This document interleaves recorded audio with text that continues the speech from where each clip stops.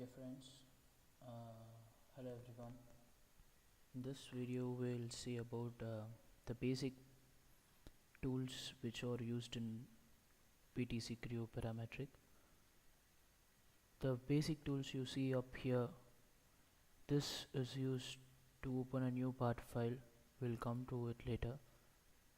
This one, the open menu, this is used to open a previously worked workbench.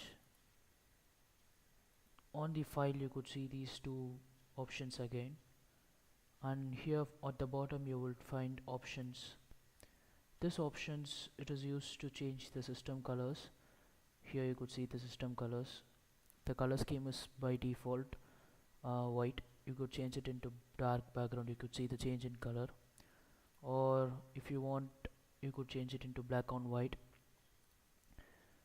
I would prefer to keep it in default because working with this would be much more simpler, and the other tools won't be of much necessity, but you would be needing the last one, the configuration editor.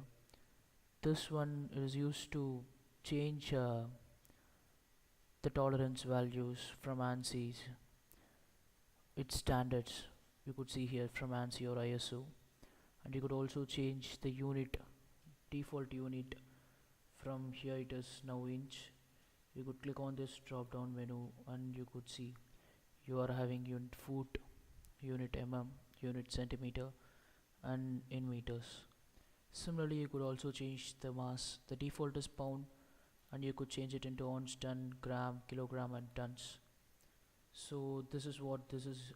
These icons have been used, and when you want to create a new file, click on new and choose part here. And I prefer to untick the default template because I prefer to work with millimeter scale. As you could see here, there are many options. This one indicates inches, pounds apart, and here as you go down, this is millimeters and Newton seconds.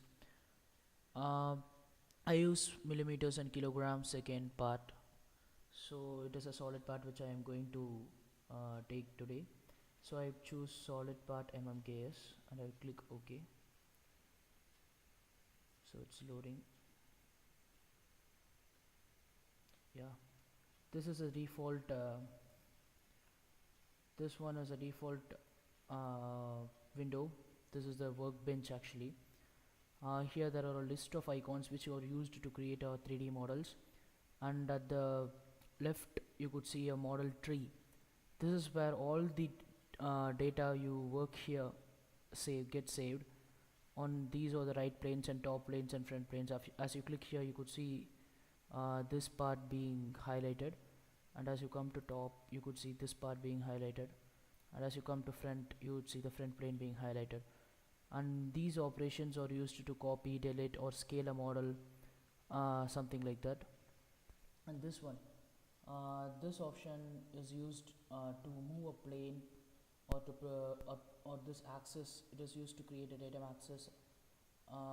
This is used to create a sketch on a preferred plane. And these are 3D modeling tools. This one is used to extrude. We will come to know it later, actually in the later part of the tutorial. This one is also modification. Once you have created a 3D model using these tools, if you want to modify them, these tools are being used. Sorry. And these models, these are also these tools are used for editing the 3D models which you have made. And finally we'll come to this part. These are surface models, which are some advanced modeling, you could say modeling softwares. Modeling tools, we'll come to it later, actually the later part of our tutorial. So as you could see, these all the tools are aligned inside the model. And as you could see, this analysis is used for analyzing the 3D model which you have created. You could measure the length, distance, angle, diameter, area, volume of a 3D model. And this annotate. Annotate is used for mentioning the geometric tolerance of a 3D model, the views or the various views. As you could see here, when I move the cursor, the grid forms on the plane. This is a flat to screen. This is on the front plane. This is on the top plane. So it orients the view, default view actually. So this is what annotators see. As you could see here, it defaults, it orients to the default plane. And this one, render, this is used to color an object. I would color the object in my next tutorial actually. These tools are used for switching the dimensions and to publishing the geometry. Actually, we won't use these tools much in our 3D dimensioning modeling.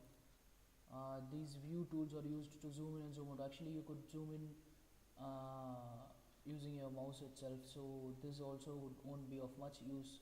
But to learn about it, you could see this refit is used to fit the model. Once you have zoomed it out so large or you have zoomed it out so small, you could refit it into the screen.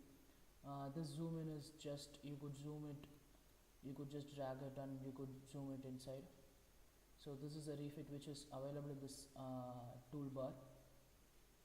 The appearance gallery, as you could see in the render, these are the different shades of colors you could give for your 3D modeling geometry, and these are section, we'll come to it later. And finally, applications or welding applications, moldcast applications, and simulation of results. So this is of an offset, draft, symmetry, flexible modeling toolbar. So hope you have learned about the introductory part of this video. In the next tutorial, I would like to teach you about sketching a simple sketch in a simple plane. Thank you.